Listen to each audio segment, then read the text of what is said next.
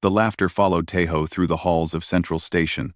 He heard it in the cafeteria where diplomats from a dozen species gathered to eat. He heard it in the corridors where officials walked in groups, talking in voices just loud enough for him to catch. He heard it in the briefing room, where his commanding officer handed him his new assignment, with a face that tried to look serious but could not hide the pity underneath. "Kalos Moon," the officer said, "you will serve as diplomatic attaché to Princess Yuna of the Valoran Empire." Tejo had stood at attention, his back straight, his face showing nothing. He had learned long ago that showing pain only made others enjoy causing it more. "The Barren Princess," someone whispered behind him. More laughter, quickly hidden behind coughs and cleared throats. Tejo did not turn around.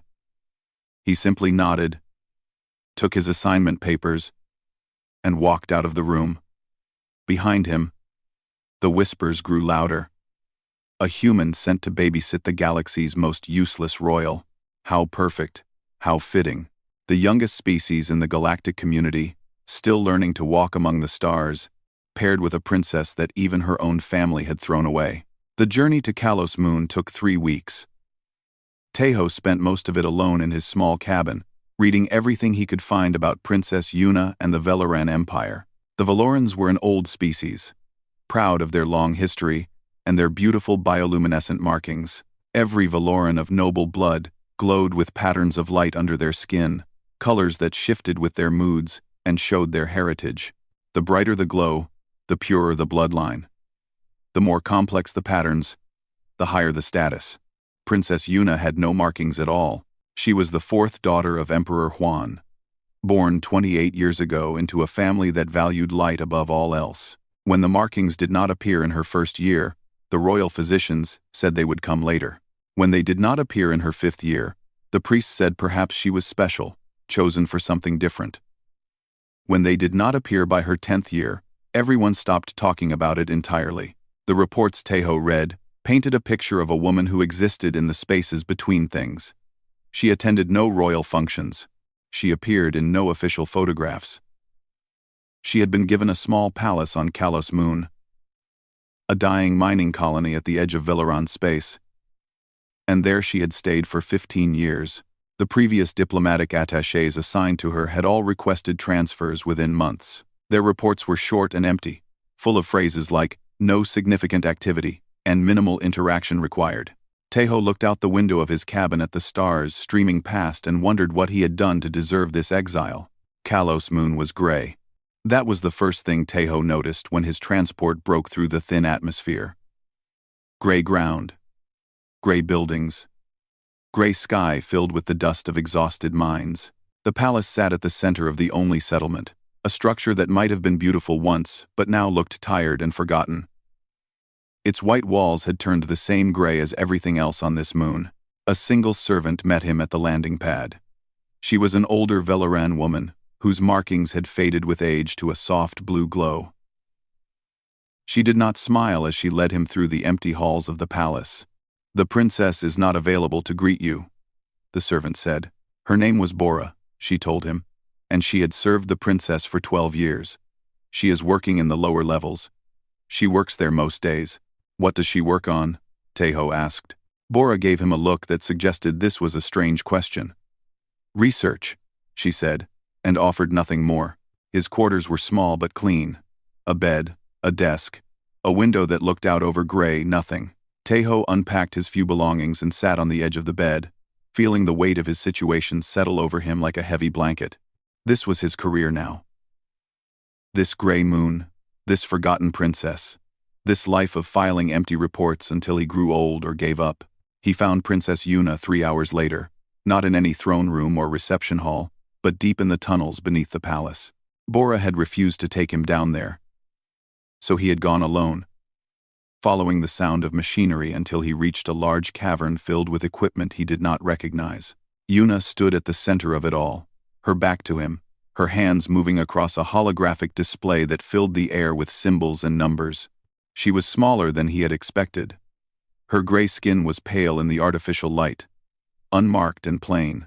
Her dark hair was pulled back in a simple tie, and she wore not royal robes but practical work clothes covered in dust. "You are the new one," she said without turning around. The human. Lieutenant Tejo, Your Highness. Earth Diplomatic Service. She laughed. But there was no joy in it. You do not need to use titles here. There is no one to impress. She finally turned to look at him. And Tejo saw her eyes for the first time. They were dark and deep, filled with an intelligence that the reports had never mentioned. They sent you here to wait out your career. I know how this works. I have seen it before. You can do as the others did. File your reports. Stay in your quarters. Leave when your term ends. I will not bother you. And you need not bother me. Tejo looked around the cavern at the strange machines and the scrolling symbols he could not read. He thought about his small gray room and his empty future. He thought about the laughter that had followed him here and would follow him back no matter what he did.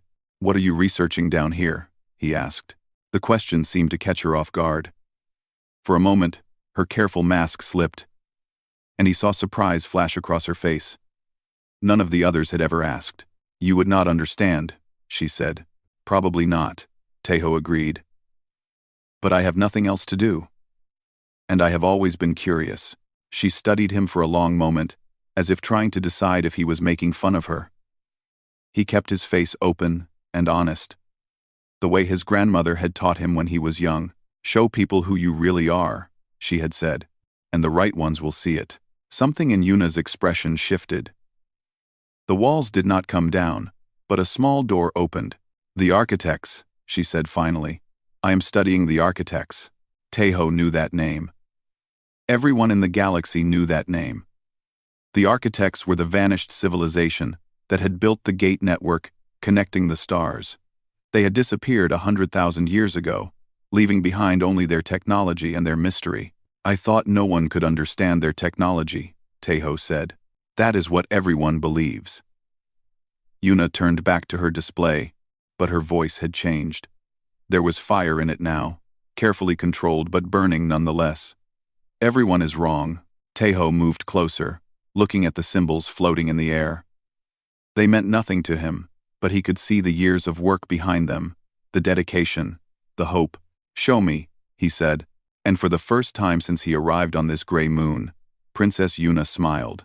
The months passed slowly on Kalos Moon. But Tejo found that he did not mind. Each day brought new knowledge, new understanding, and new reasons to admire the woman the galaxy had chosen to forget.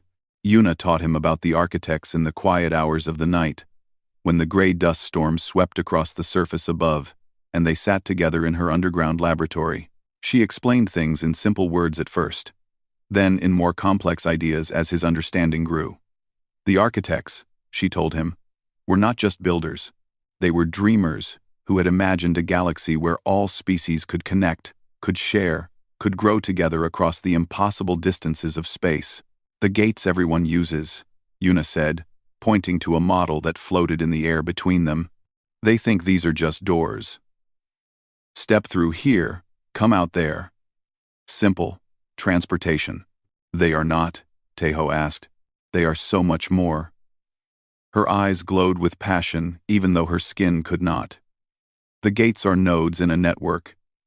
A living network that has been sleeping for 100,000 years. Every time a ship passes through a gate, it carries information. The network collects it, stores it, learns from it. Learns what? Everything. Who travels where, what they carry, how they treat each other, whether they cooperate or fight. Yuna pulled up another display, this one covered in patterns that moved like water. The architects built a test, Tejo. They wanted to see what the species who came after them would become. And somewhere, somehow, the test is still running. Tejo thought about this for a long time. He thought about the great empires that controlled the gates, charging fees for passage and using their control to dominate others. He thought about the wars fought over gate access, the colonies that had withered because their gates were closed as punishment. He thought about Earth, still new to all of this, still learning the rules of a game that had been playing for millennia. How do you know all this? He asked. Yuna was quiet for a moment. Then she reached into her pocket and pulled out a small object. It looked like a stone at first, dark and ordinary, but when she held it in her palm, it began to glow with a soft golden light. "I found this when I was 12 years old," she said, "in the mines beneath this palace. Everyone else had abandoned them, but I used to explore them alone. I had nowhere else to go, nothing else to do. And one day, in the deepest tunnel, I found a room that was not on any map. This was inside." Tejo stared at the glowing object. "What is it?" "A node. A piece of the network that the architects left behind." Yuna held it up, and the golden light danced across her gray skin like the markings she had never had. "It speaks to me, Tejo. Not in words. Not exactly. But it shows me things. Teaches me things. It has been teaching me for 16 years. Does anyone else know about this?" "No one." Her voice was hard. "Do you understand what would happen if the empires learned that someone could access the architect's network? They would take this from me. They would lock me away and use it for themselves. Or they would destroy it because they feared what it might mean." She looked at him. With those dark, intelligent eyes. "I have never shown this to anyone. Not the servants. Not the previous attachés. Not my family. No one. Why are you showing me?" The question hung in the air between them. Yuna looked down at the node in her hand, watching it pulse with ancient light. "Because you asked," she said finally. "Because you stayed. Because when everyone else saw a worthless princess on a worthless moon, you saw something worth being curious about." She met his eyes again. "I have been alone with this secret for 16 years. I am tired of being alone." From that day forward, Tejo became more than just a curious observer.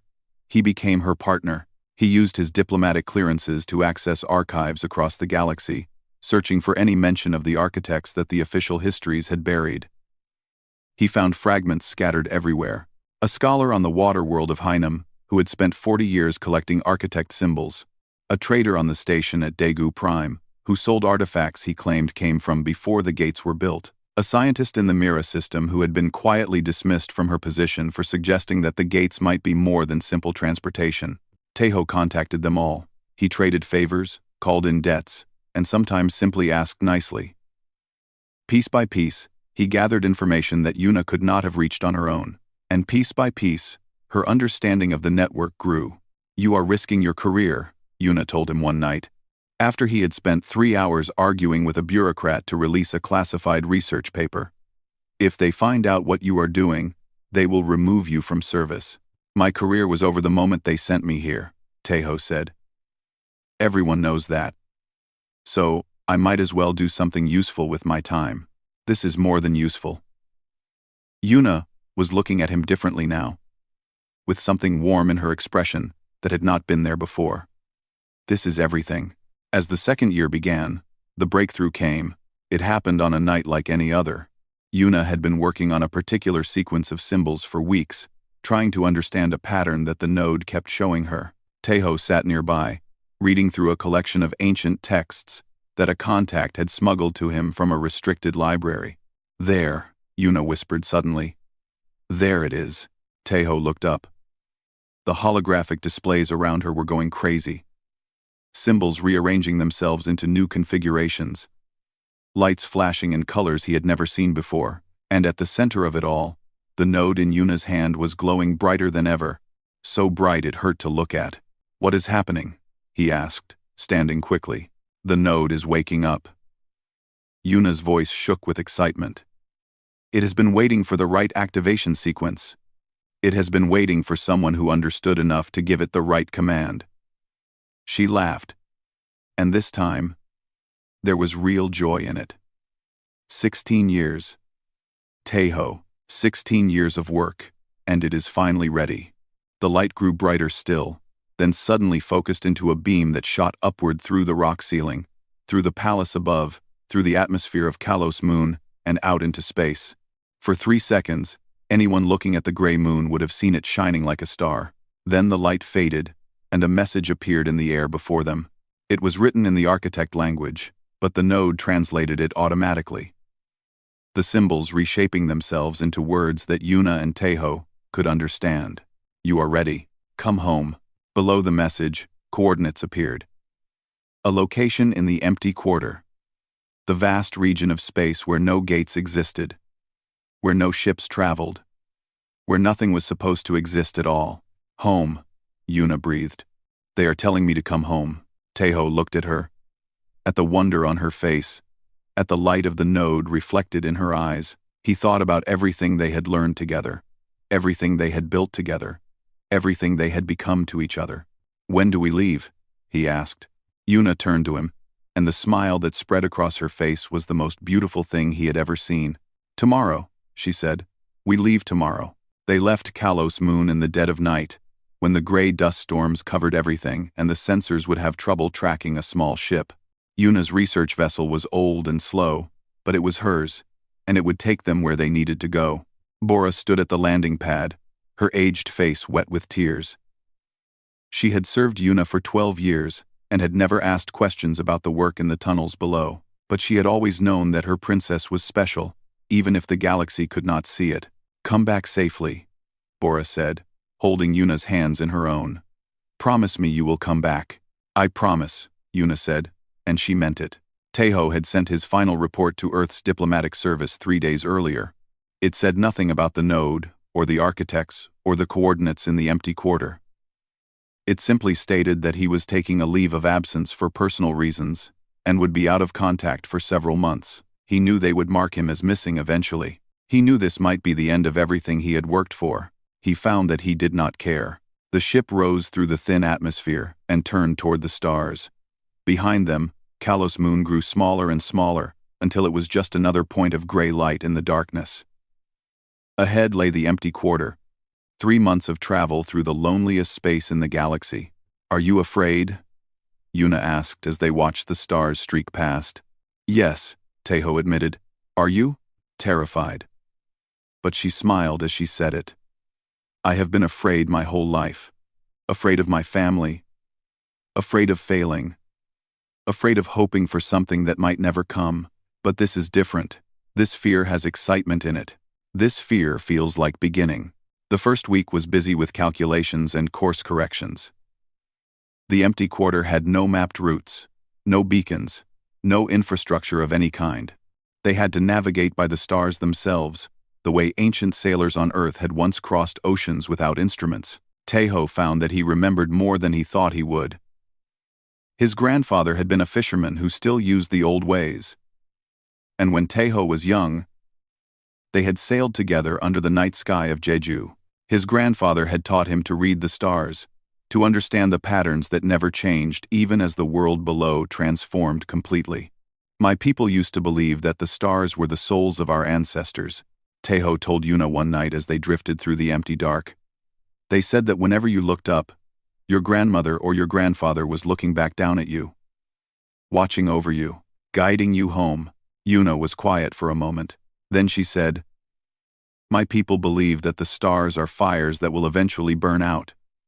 They say that the only thing that matters is making your light shine as bright as possible before the darkness comes. What do you believe? She held up the node, which glowed softly in her palm. I believe that the universe is more strange and wonderful than any of us can imagine. I believe that the architects knew this, and they built their network to help us discover it together. And I believe that we are about to find something that will change everything. As the weeks passed, they fell into a rhythm. They worked together during the day, checking systems and monitoring their course. They talked together in the evenings, sharing stories and dreams and fears. And slowly, without either of them quite noticing when it happened, they stopped being just partners and became something more. It was Yuna who said it first. They were in the small observation room at the front of the ship, watching a cloud of cosmic dust drift past in colors of purple and gold. They had been sitting in comfortable silence for nearly an hour when Yuna suddenly spoke. I have never had a friend before, she said quietly. Not really. There were servants who were kind to me, and tutors who respected my intelligence. But no one who wanted to know me. No one who stayed because they wanted to, not because they had to. Tejo turned to look at her. In the light of the cosmic dust, Her gray skin seemed almost to glow. "You have a friend now," he said. "I think I have more than that." She met his eyes, and he saw something in her gaze that made his heart stop. "I think I have someone who sees me, really sees me. Not the princess without markings, not the embarrassment of the royal family, but me. Yuna. Just Yuna." Teho reached out and took her hand. It was warm in his grip, and she did not pull away. "I see you," he said. "I have always seen you." When they kissed, it felt like coming home. The empty quarter lived up to its name. For 3 months, they saw nothing but distant stars and empty space. No ships crossed their path. No signals reached their receivers. They were alone in a way that few beings in the galaxy had ever been alone. 2 small lives in an ocean of darkness. But they were alone together, and somehow that made it bearable. On the 89th day of their journey, the node began to glow brighter. Yuna held it up, watching the golden light pulse with increasing intensity. "We are close," she said. Teho looked out at the stars ahead. They seemed no different from any other stars. There was no visible destination, no landmark, no sign that anything special waited for them. And then the node flashed once, twice, 3 times, and space itself opened up. The gate that appeared was unlike anything Teho had ever seen. The gates of the regular network were massive rings of metal and energy, built to handle the traffic of civilizations. This gate was smaller, more elegant, and it pulsed with light that seemed alive. Colors shifted across its surface like thoughts across a mind, and the space within it showed not the darkness of normal gate travel, but a golden glow that called to them. "It has been waiting," Yuna whispered. "All this time, it has been waiting for someone to come." Teho looked at the gate, then at Yuna.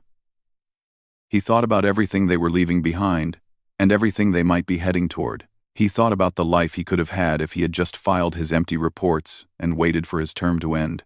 He thought about the galaxy that had laughed at them both and decided they were worth nothing. "Are you ready?"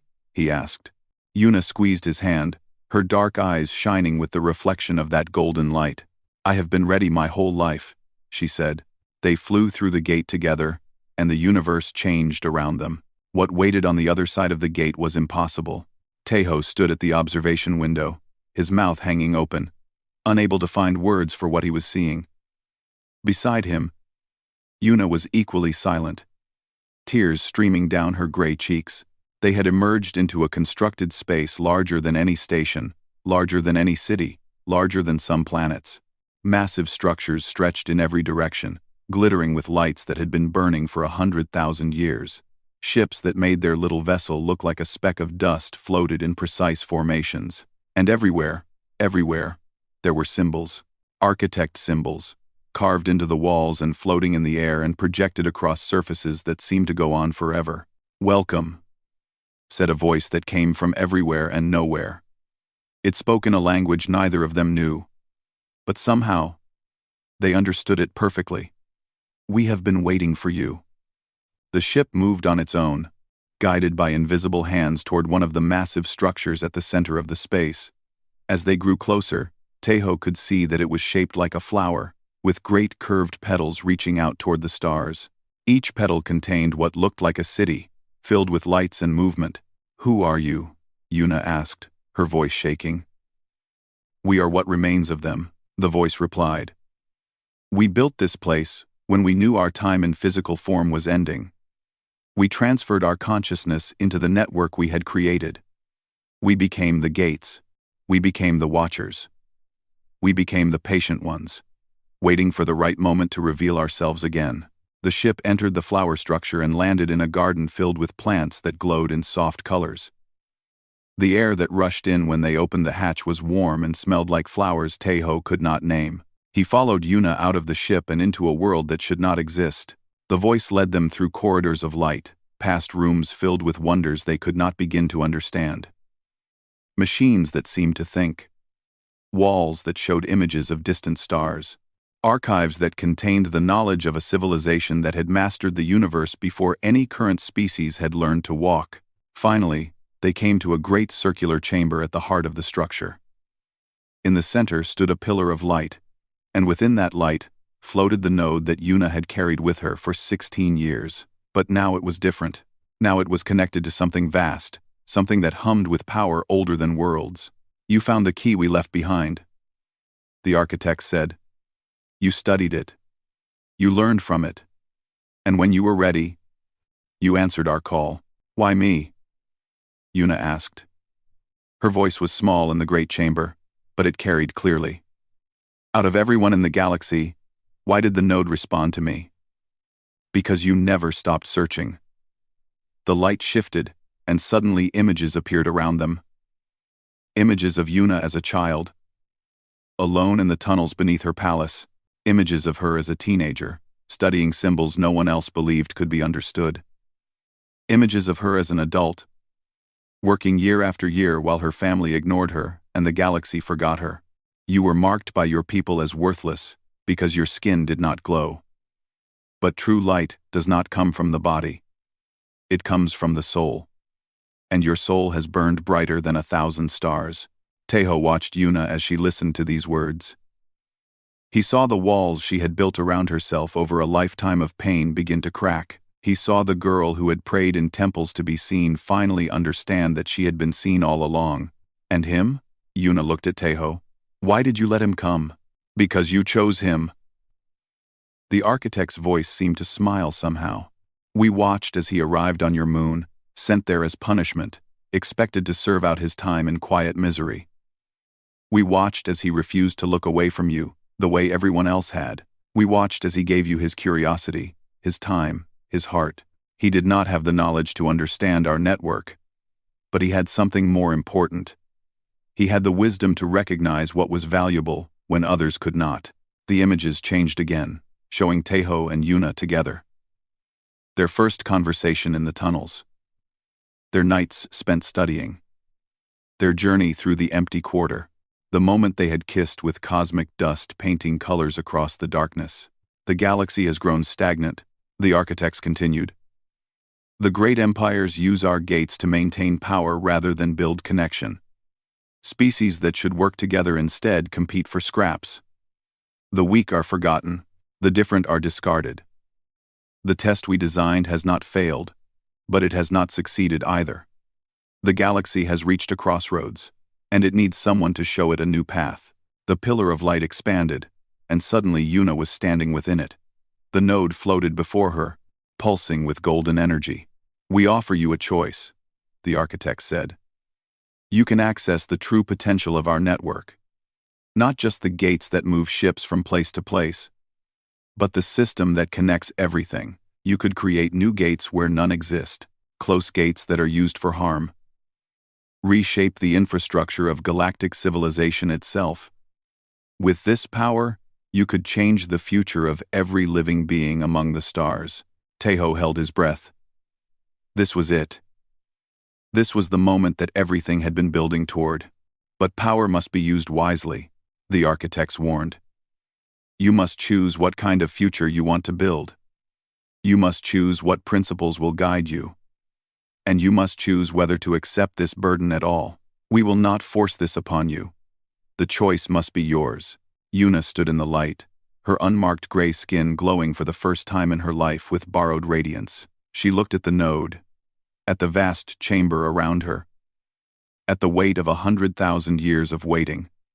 Then she turned and looked at Tejo. "What do you think?" she asked. "Should I do this?" Tejo stepped forward until he was at the edge of the light. He looked up at the woman who had been abandoned by everyone, the princess who had been called worthless, the researcher who had worked alone in dark tunnels while the galaxy laughed at her name. "I think you have spent your whole life being told that you did not matter," he said. "I think the galaxy has wasted you because they could not see past the surface. I think you have more wisdom in your smallest finger than most emperors have in their entire bodies." He smiled at her. "And I think whatever you decide to do with this power, I want to be there beside you when you do it." Yuna closed her eyes. When she opened them again, they blazed with determination. "I know what I want to do," she said. "I want to build a galaxy where no one is thrown away, where the forgotten are remembered, where the different are treasured instead of feared." She reached out and took the node in her hands. I want to show them that the Barren princess was never barren at all. The light exploded around her, filling the chamber, filling the structure, filling the entire constructed space with radiance that could be seen from stars away. When it faded, Yuna was transformed. Not in body, for she still looked the same, still gray and unmarked and plain. But something in her presence had changed. She held herself differently. She looked at the universe differently. She had become the voice of the architects, and the galaxy would never be the same again. The day Princess Yuna returned to the galaxy was the day everything changed. She appeared not on her forgotten moon, not in the hidden corners where she had lived her quiet life, but at the very heart of power. The Galactic Council chamber on Central Station, where representatives from 100 species gathered to argue and negotiate and maintain the careful balance of power that had ruled the stars for millennia. The great doors opened without warning. Guards rushed forward, weapons raised. But they stopped when they saw who stood in the entrance. The Barren princess of the Velaran Empire, gray and unmarked, wearing simple clothes instead of royal robes. And beside her, the human diplomatic attaché everyone had laughed at 2 years before. "This chamber is not open to visitors," declared High Chancellor Miro, a tall being from the collective of unified systems who had ruled the council for 30 years. "Princess Yuna, your presence here is highly irregular and unauthorized." "I am not here as a visitor," Yuna said. Her voice was calm, but it carried through the chamber, as if the walls themselves were amplifying it. "And I do not require authorization." She raised her hand, and the node rose from her palm, glowing with golden light, brighter than any sun. At the same moment, every gate in the galaxy pulsed. Tejo watched from beside her as the chamber erupted in chaos. Representatives from every species jumped to their feet, shouting questions and demands. Alarms began to ring throughout the station as reports came in from everywhere. The gates were doing something. All of them, all at once. "What is this?" Emperor Juan, Yuna's father, pushed his way to the front of the Valoran delegation. His bioluminescent markings blazed with anger, patterns of red and orange swirling across his skin. "What have you done, child?" "I am not your child," Yuna replied. "I have not been your child since you abandoned me on Kalos Moon 15 years ago. I have not been your child since you decided that my value depended on the light of my skin rather than the fire of my mind." She looked at him with eyes that held no anger, no bitterness, only the calm certainty of someone who had finally found her purpose. "I am the voice of the architects, and I have a message for all of you." The chamber fell silent. Even the alarms seemed to quiet. Every eye was fixed on the princess who should have been worthless. The woman who should have been nothing. "The architects are not gone," Yuna said. "They have been watching. They have been waiting. They built the gate network not just as transportation, but as a test to see whether the species who came after them could learn to work together, to share resources, to build a civilization worthy of the stars." She paused, looking around at the assembled representatives. "You have failed that test." Outrage exploded from every corner of the chamber. How dare she? Who did she think she was? This was impossible. This was treason. This was madness. But Yuna simply raised her hand again, and the gates throughout the galaxy responded. "From this day forward," she announced, "the gates will no longer operate as they have. They will respond to how you treat each other. Species that wage wars of conquest will find their gates closing. Civilizations that hoard resources while others starve will discover new routes, bypassing their control. The powerful will no longer be able to isolate the weak. The rich will no longer be able to ignore the poor." She turned slowly, making sure every representative could see her face, could see the truth in her eyes. And everywhere, in the forgotten corners of the galaxy, new gates will open. On dying moons like Kalos. On abandoned stations. On colonies that have been cut off from civilization as punishment. The people who were never meant to matter will finally be connected to everything they were always denied. High Chancellor Miro stepped forward, his face twisted with fury. "You cannot do this. The Council will never accept this." We will shut down the gates entirely before we let you control them. You cannot shut down what you do not understand." Yuna smiled. And it was the smile of someone who had carried a secret for 16 years and was finally free to share it. You never bothered to learn how the gates really worked. You just used them, controlled access to them, built your empires on them. But you never understood them. I do. As if to prove her point, the air above the council chamber shimmered, and a new gate appeared. It was small, just large enough for a person to walk through, and it opened directly onto a view of a green and blue world. A beautiful world that no one in the chamber recognized. The architects left behind more than gates, Yuna explained. They left behind knowledge, tools, opportunities. And now, I am going to share those opportunities with everyone who was never given a chance before. The representatives of the great empires began to threaten. They talked of war, of blockades, of alliances against this new threat. Emperor Huan declared his daughter a criminal and announced that any Valoran who supported her would be executed. The chamber descended into shouting and chaos. Through it all, Yuna stood calm and still, with Taeho beside her. When the noise finally died down, when the threats had been made and the anger had spent itself, Yuna spoke one last time. You cannot wage war when your ships cannot travel. You cannot maintain blockades when new paths open around them. You cannot threaten someone who controls the only roads. She looked at her father, at the man who had thrown her away because she was not bright enough. I am not asking for your acceptance. I am not asking for your permission. I am telling you how things will be from now on. You can adapt, or you can fade. The choice is yours. She turned and walked toward the door, with Taeho matching her step for step. Behind them, the chamber remained frozen in shock and fear, and something that might have been hope. Depending on where you stood, in the years that followed, the galaxy transformed. It was not quick. True change never is. The great empires fought back at first, trying to find ways around the new rules, trying to recover their power. Some of them succeeded for a time, some of them fell entirely. New alliances formed as the forgotten colonies of the galaxy connected to each other and discovered they had more in common than they had ever known. Princess Yuna became simply Yuna, the voice. She traveled constantly, visiting the places that had been abandoned and ignored, helping them rebuild, helping them find their place in the new order she was creating. She was not a ruler. She refused all titles and all thrones. She was simply a guide, showing people the paths that had always been there, but had been hidden by those in power. And wherever she went, Taeho went with her. They returned to Kalos Moon once, to see Bora again, and to show her what her princess had become. The old servant wept when she saw them, holding Yuna's hands just as she had on the night they left. I always knew, Bora whispered. I always knew you were meant for something wonderful. You were one of the only ones who treated me like I mattered. Yuna replied. I will never forget that. The gray moon was gray no more. A new gate stood at its center, connecting it to a network of similar places throughout the galaxy. Ships came and went. People laughed and worked, and built new lives. The palace that had once been Yuna's prison was now a school where young people from forgotten places could learn to dream as big as she had dreamed.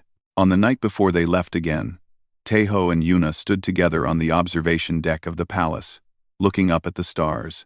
Do you ever wonder what would have happened if you had been like the others? Yuna asked. If you had just filed your reports and waited for your term to end? Taeho thought about it. He thought about the laughter in the halls of Central Station, about the pity in his commanding officer's eyes, about the gray room where he was supposed to serve out his useless career. I would have missed everything, he said. I would have missed you. Yuna leaned into him, her gray skin warm against his, her heart beating steady and strong. They called me Barren because I could not shine like my sisters, she said softly. They did not understand that some lights are too vast for small eyes to see. Taeho wrapped his arm around her and looked up at the stars that had once seemed so cold and distant and full of mockery. Now they seemed like friends, like possibilities, like the beginning of everything instead of the end. The galaxy mocked us both, he said. They thought we were nothing. And look at us now. Yuna smiled. And even without the bioluminescent markings of her people, She glowed with a light that outshone them all.